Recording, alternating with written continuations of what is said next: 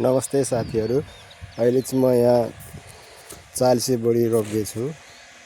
बोलचालीको भाषामा चालिसे बोडी भनिन्छ अनि यो चालिसे बोडी भन्नुको कारण चाहिँ यो 40-45 दिनमै फलेर खानालाई रेडी हुने भएकोले चालिसे बोडी भनिन्छ। र यसको नाम त खास पर्कासे बोडी, सूर्य बोडी भनेर माग्नुपर्छ पसलमा माग्दा चाहिँ है।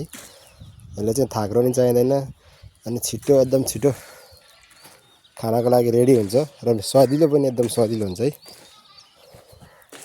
र त्यसैले तपाईहरुलाई नि अब घरमै खानाको लागि भए पनि अलिकति 1-2 दाना रोप्नु होला पसलमा गएर पर्कासे बोडी अथवा सूर्य बोडी भनेर माग्नलाई।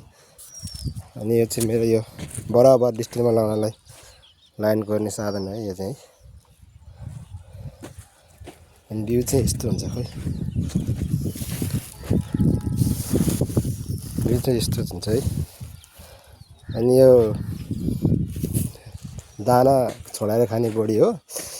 अनि बेच्नेहरूले चाहिँ ठेलामा चाहिँ मकै बोडी भनेर प्रख्यात हुन्छ नाम चाहिँ यसको। तर पक्का मकै बोडी चाहिँ होइन है। पक्का मकै बोडी चाहिँ अलि अर्कै हुन्छ। मकैमा थाक्रो लाग्छ उ चाहिँ अनि मिठो नि हुन्छ।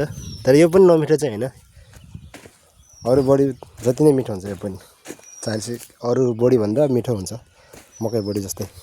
ल साथीहरू, यसो 10-12 वटा दाना नि लगाउनु होला घरमा आफूले खानको लागि है। यति ल।